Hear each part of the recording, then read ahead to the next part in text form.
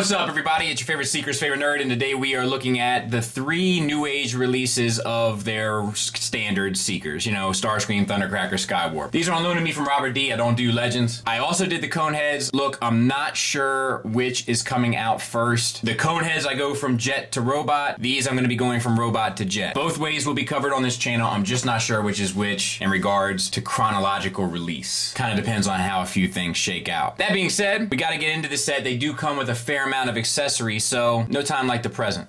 So they each come with 2 additional sets of hands, just like the Coneheads. There are pointing hands left and right, posing hands left and right, purple for Skywarp, black for Thundercracker, and blue for Starscream. They each come with their signature null rays, white for Starscream, purple for Skywarp, blue for Thundercracker. And really, I'm really blown away by the sculpt on these. There's a lot of little kind of fine details that are sculpted in here that they really didn't have to do, and they did. So I like that. No paint, but I think that's okay. The null rays will, of course, plug into the arms, and they'll plug into the bottom of the wings. They also come with the swap out bomber pieces like, you know, the G1s did, so to speak. You have the blue, you have the black for Skywarp, and then the white for Thundercracker. Not a whole lot of intricate sculpt work here, but kind of cool nonetheless. These will plug into the arms as well. Not sure why you'd want them, but they do. They'll also plug into the bottom of the jet wings. They each come with a Megatron in gun form accessory, and these are done quite nicely. It's painted well with the silver and black, and then nice sculpted detail in the weapon itself. Looks really good. And they will hold that just by sliding it into the port in the fist hand, the open fist hand. It'll also fit into the bottom of the wings, and it'll stay, but it's loose.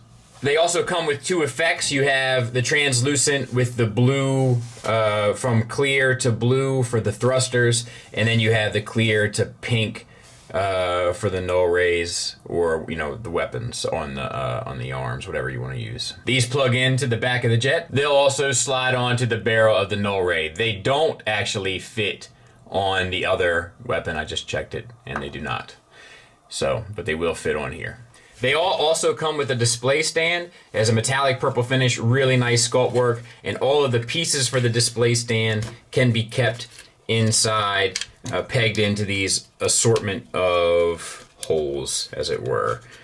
And we'll get all that out and show you that you can tab this in to either any of the pegs that you like. This will swivel at the bottom. It has a base hinge, a secondary hinge, and a tertiary hinge. This will peg in to between the legs, so to speak, and then you can kind of get this guy up on the stand and go that route if you'd like, which is nice. Also, by taking these clips and inserting them onto the notches here, you can connect all of the stands together and form a space bridge wall, which is pretty cool.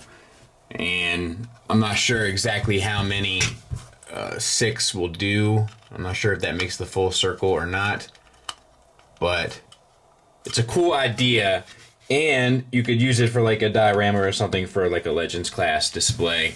Pretty sweet. And you could also kind of have him flying over by pegging into the back here, and then you can utilize this for robot mode as well if you would like. You can also take this and plug it into the back of their backpack,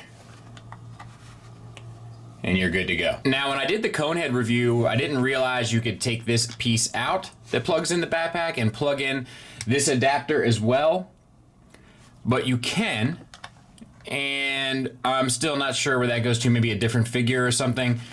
And also, you can use your C-clip and plug that in.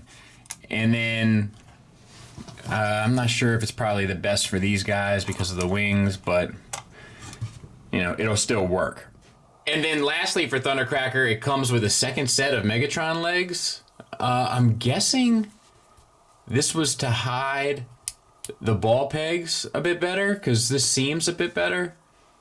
So I don't know what's going on here, but that's my guess. It's cool. I mean, it's cool that they included it. The one that was sent to me, this was in the Thundercracker box. I'm not sure if it's specific to Thundercracker or not, but you would think it would come with Starscream, you know? But It was in the Thundercracker box and the one that I got. That's all I can tell you. So let's talk about the figure. We'll do it on Skywarp because the black will show up nice against the gray. So the head is on a ball peg. You get limited up. You get limited down. You do get a swivel. And you can get a confused dog look by rotating the part of the cockpit that his neck peg is attached to. There's also this facial expression, which I'm not crazy about. Now, the face sculpt and stuff looks great, and the red paint on the eyes looks great, but I'm not crazy about that expression. It's just it's a bit on the nose for my taste. But, you know, individual results will vary, I suppose. You can rotate the wings out, you know, for different looks. People are particular, I feel like, about how their wings look on their Seekers. I prefer mine to kind of be straight across, but it's up to you. You have a waist swivel. It is limited, which I don't feel like the other ones were, but maybe I'm wrong. But it is limited, and then you get an ab crunch as well. Now, there's something I need to talk to you about while we're here. Starscream's ab crunch is very loose, as are his legs. There's some tolerance inconsistencies in this set, or these three, as opposed to the Coneheads, which are all kind of along the same line. So, shoulders rotate here where they swiveled out. Plus, there's a ball peg that they come out to, so you can slump his shoulders down a little bit. You can get them out to a little over 90 degrees. You can rotate them up and around. You have a bicep swivel at the elbow, a single hinged elbow, 90 degrees forward, or if you want him to get sassy, he can get a little bit more of a full range to his side. Also, a wrist swivel where the hands peg in. Silver paint, gold paint, all of that looks great. Silver paint on the pelvis looks fantastic as well. You do have hip skirts. They will get up and out of the way for your T-jointed ball joints that get your legs out for the full Van Damme and the full Monty, and a thigh swivel at a cut joint below. We have a single hinge knee that gets you 90 degrees. Ankle, no real ankle tilt. You get a toe tilt up, which acts as such. Nothing really down. And then a straight rocker, which is nice. We have some purple paint and silver paint there. And then the wings and so forth. Let's talk about deco real quick on the other ones. Face, I like this face sculpt a lot more for Starscream. And we have the gray and then the red again. And then the rest of it pretty much follows the same format deco-wise. We'll look at Thundercracker's face, also kind of in the same ballpark. Deco's fairly, you know, in terms of the amount of applications, are fairly the same. Size comparison-wise, there he is with Iron Factory Tarn. And of course, for tradition, are Hasbro Stunticon and Iron Factory Blaster. There he is on the Magic Square chart, which is pretty accurate, which means he's oversized for most of the DX9 and New Age stuff. But there he is there. There he is on the DX9 chart. So, you know, it's like, this thing's gonna kill me. This legend scale stuff is gonna kill me, but he's off. He's off for his own scale. And it is the DX9 chart, but New Age has pretty much been following that. So, I don't know what to make of that. We'll talk more about it soon. So let's get him transformed, and we'll start with the legs because it's kind of the newest part, or the only new part that I haven't done yet. So, we can flip the toes up, that much is the same. And we can open up these back pockets here. This is all different and better than the Coneheads. So we're gonna get these out, rotate them around. This whole assembly that this ball peg here is pegged into needs to spin 180. You can then close this. That'll sit nice and tight now. Extend the rear wing and extend the side wing for jet mode. Let me see what's going on there. There. So let's do it again on this side. That's already open. We're going to open up the blue wing, open up the black wing, rotate, and like I don't know it's a tight tolerance, so I don't know the best way to do it. What I've been doing is using the ball peg for leverage. I'm not sure if that's the best idea or not, but you got to spin that piece 180, however you can get it to work. More power to you. Plug that in, close that up, get your flip flap out. Then you can peg your legs together and you're ready to go. Now we'll deal with the backpack.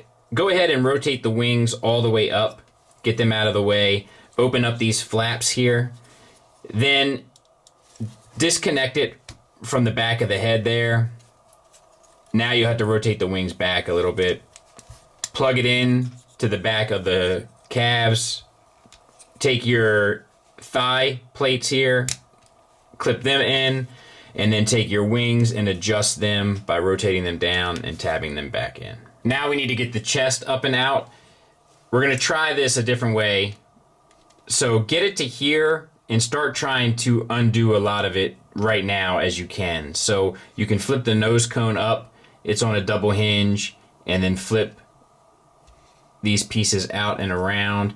Everything is kind of tolerance like to the nth degree, so you really got to make sure that you're doing it properly.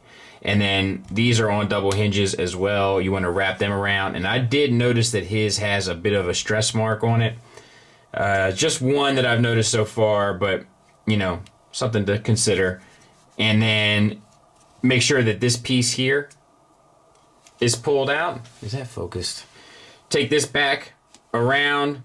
You want to rotate the head 180 and then rotate the cockpit 180. And then the last thing you want to do is split these forearm pieces. And this is the only part I feel like that's kind of a pain when you're going to jet mode. And then wrap the arms around. These forearm pieces will actually peg back into the shoulder.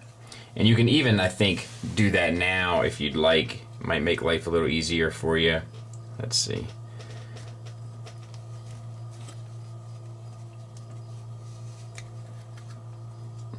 The problem here is just that like some of the joints are tight. And there's a lot of pieces that swivel, so as you go to move one, it kind of starts affecting the others. This thing is going to give me carpal tunnel. All right, there you go. And then close down your cockpit, and then close down this little piece there. I'll clean it up. We'll take a look at it. And there they all are in jet mode, and I think they look great. There's something about these three when they're together in jet mode that always feels right. Do you know what I mean? Let's take a look at one, and then we'll kind of do the decos of the other. So we have the red paint here, red and white there. The red looks good on the top of the jet. The thrusters look good. We have the kind of goldish yellow cockpit, which I think looks good and appropriate. And then underneath, it's pretty clean. Here, it's pretty much the same deco except no paint on the side wings for Skywarp, and it's we got some silver accents. And then the thrusters are silver, which I think is a nice touch. All the thrusters are a different color, I think. These might be the same, but little stuff like that, little things that differentiate them. These grays don't match. It's not the biggest deal in the world, in my opinion, but pointing it out. And then the red paint on the wings. So, like, yeah, I think this is a good looking Seeker set, and so are the cone heads, but you know, these are always the best. Well, second best to Tiger Tracks. Final thoughts wise, let's start with the negatives. The biggest one is that they're even more back heavy than the cone heads. It's really challenging to kind of get them to look cool and balanced. Like right now, I have Starscream's null rays and working in concert with their poses to kind of stabilize everybody to get them to stand straight. Action poses really aren't as much a problem, but it is a bummer. There's also some joint inconsistencies here, which I haven't really seen with them before. So it could be a lemon, but Starscream's a flip-flop topotamus. And then I also had that one stress mark on Thundercracker. So this set, unfortunately, is not quite as polished, in my opinion, as the cone heads, which is a bummer because these are the more popular characters, you know? Positives wise, the sculpts are beautiful. The paint is great. The inclusion of die-cast materials is a nice touch. Just like the cone heads, I love the engineering. This one even has the extra engineering of all the stuff in the back of the legs. I think it's done brilliantly. I think it's a really smart choice and it works really well. If they could have had a heel pop out that was effective, that would have been even better. The alt modes look great. Like, it's a really nice set. It's just really the only thing that really detracts from it is the balance of the figures. But like, you can get them posed and stuff. Like, you'll be able to work it out. It just feels like the one thing that wasn't done 100% correct. So I can definitely give it a strong recommend. They look fantastic. The scale's gonna drive me nuts, but we're gonna talk about that here very soon. Thanks for listening. Thanks for watching. Until next time, take care.